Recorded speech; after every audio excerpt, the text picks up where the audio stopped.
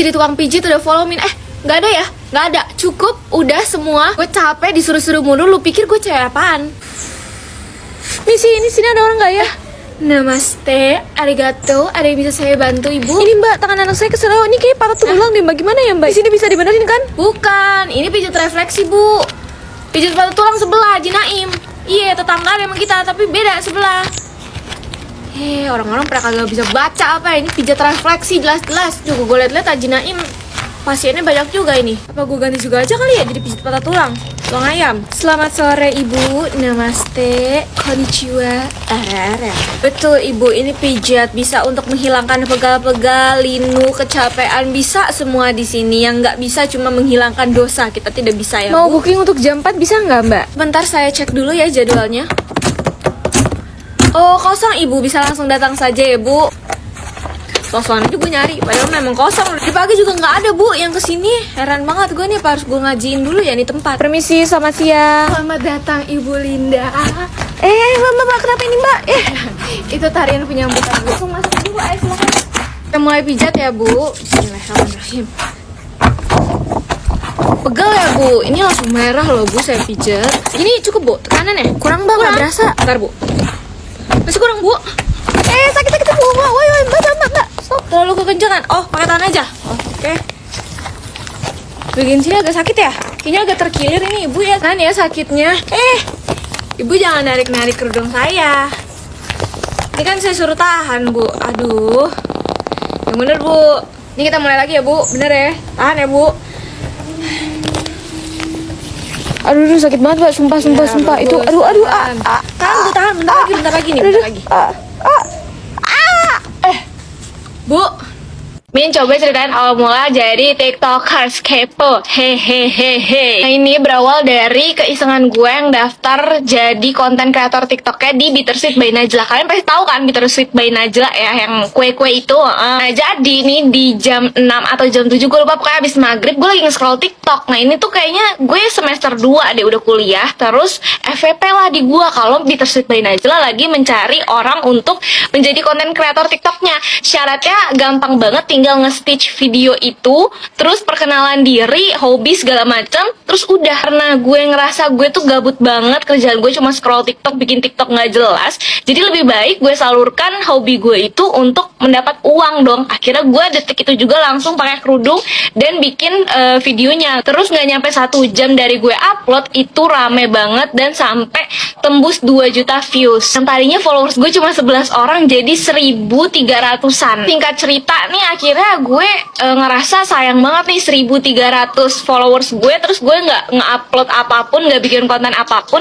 Akhirnya gue coba tuh dari mulai ngedance, terus abis itu parodi-parodi, terus lip sync, semuanya sampai gue cerita-cerita. Dan ternyata yang paling booming itu adalah video gue cerita. Terus kayak banyak banget yang minta cerita.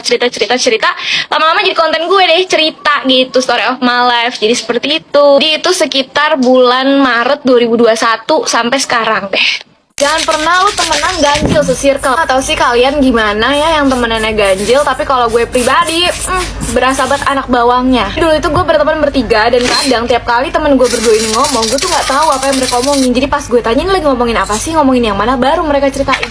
Jadi kayak gue tuh taunya belakangan. Kalau tuh gue mikir kenapa gue tuh sering banget telat tahu sesuatu, karena emang temen gue ini berdua nih duduknya barengan. Jadi kayak ya udah, mungkin mereka udah cerita-cerita duluan lah. Sampai dimana akhirnya gue minjem HP temen gue, dan gue melihat bahwa mereka tuh sering banget chatan tiap hari. Padahal kita ada grup gitu, kenapa nggak ngomongnya di grup aja gitu loh. Terus menurut gue nggak enaknya lagi tuh adalah kalau lagi pergi-pergi. Waktu itu pernah lagi study tour sekolah gue, dan duduk busnya itu dua-dua. Otomatis teman gue berdua ini udah pasti duduk bareng, karena emang dia kan sebangku juga. Jadi kayak dikorbanin nih yang satu. Terus apa lagi ya, pokoknya lumayan banyak lah hal-hal yang menurut gue tuh udah deh, mending lo jangan ganjil, genap aja udah, biar berpasang-pasangan. Siapa di sini yang masih kayak gue bingung kalau ditanya soal cita-cita? Gue kalau ditanya gue masih nggak tahu banget jawabannya apa. Tapi satu hal yang pasti, gue nggak bisa banget jadi guru. Gue orangnya nggak sabaran banget. Gue definisi gampang banget tersulut emosi. Kalian tahu video konten gue kemarin yang gue cerita gue dijauhin gara-gara gue nggak nge-tag temen gue di SG gue. Di situ banyak yang salah paham, dikiranya 2021 gue masih SD, padahal di video itu gue bilang 2021 gue bukber SD. Terus banyak yang salah nangkep gitu di situ, dan kayak udah salah nangkep pada so tahu. Nah baru dibilang udah emosi lagi gue. Kalian baca sendiri aja komennya. Min 2021 masih SD kah? Nih jawaban gue. ada lagi nih yang sotoy SD main IG WK. Terus juga selain mereka salah nangkap, mereka juga nggak mendengarkan dengan seksama. Gue bilang di 2021, sedangkan add mention itu setahu gue 2022 baru ada nih. Kenapa nggak tambahkan mention aja? Ada lagi, tapi kan bisa di tag tanpa dihapus. 2021 SD, sekarang umur berapa anjir? Kalian bisa lihat sangat tidak cocok bukan menjadi guru dengan kesabaran gue yang setipis tisu ini. Ya lu bayangin aja gue jadi guru, apalagi guru SD gitu yang muridnya pada suka banget nanya, suka banget omong gitu. Misalnya gue habis ngejelasin terus mereka ada yang nggak ngerti. Bu, ulang lagi dong bu, penjelasannya saya nggak ngerti. Terus gue jawabnya kayak gini, ulang-ulang. Kamu kira ini video diulang-ulang, bukan dengerin dari tadi malah suruh ulang-ulang. Cuma gak nyampe sehari juga gue udah dipecat tuh kalau begitu ceritanya. Berhubung banyak banget yang nanyain gue, nyariin gue, ini mana aja udah berhari-hari nggak cerita ya. Kira-kira ada 2 orang, jadi hari ini gue mau cerita lagi. Gue nggak ngerti apakah mak gue doang yang kayak gini apa enggak. Cuma di rumah gue itu kalau mau makan mie itu suka-suka mak gue. Jadi mak gue masak mie, udah kita makan. Kalau lu request kagak bisa, kayak misalnya, mak aku mau makan mie hari ini, nggak bisa. Siapa yang lu request presiden? Cuma itu berlaku untuk gue sama abang gue doang. Waktu itu kakak sepupu gue pernah nginep di rumah gue dan dia bebas-bebas aja tuh masak mie. Jadi makanya dari saat itu, detik itu pas gue ngeliat kakak sepupu gue boleh bebas-bebasnya makan mie, bahkan kayak mau pagi makan, besoknya makan lagi nggak apa-apa, gue langsung memiliki satu keinginan, yaitu ingin cepat-cepat menjadi dewasa biar gue bebas makan mie sepuasnya. Gak tau kenapa dulu itu gue melihat mie adalah makanan yang paling enak sedunia gitu. Jadi kayak gue bawaannya pengen makan mulu tiap hari. Pernah waktu itu lagi bulan puasa, gue lagi sakit, gue nggak puasa, jadinya orang rumah pada puasa dan makanan nggak ada. Siang-siang gue lapar dong, gue minta makan ke mak gue. Akhirnya gue kadang ada makanan jadi dibikinin mie. Dari situ gue waktu itu inget banget, gue udah sembuh harusnya, tapi gue pura-pura sakit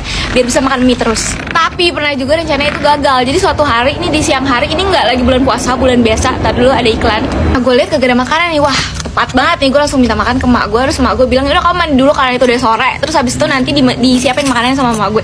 Gue pikir nih mak gue bakal masak mie, karena biasanya seperti itu. Solusinya adalah kalau nggak ada makanan ya masak mie. Pas gue kelar mandi, gue malah disiapin nasi sama telur ceplok. Gue ngambek dong, gue tantrum, gue marah-marah, gue nggak mau kan, gue maunya mie. Wah, berbagai alasan keluar dari mulut gue, kayak ya udah nggak apa-apa sama telur, tapi sama mie juga karena ini kering banget, masa nasi sama telur dong. Kayak gue bacot deh, gue minta mie.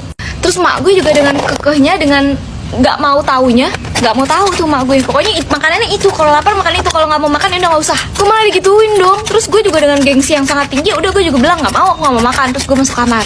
Lu tahu, lu pikir buat saat itu doang gue gak dikasih makan? Sampai besok gue gak dikasih makan. Tuh gue langsung kapok banget, nggak mau lagi yang namanya marah-marah nggak mau makan perkara nggak dikasih mie doang. Karena kayak anjrit, sampai besok-besokannya gue gak dikasih makan. Udah gitu gue gengsi juga mau minta kan.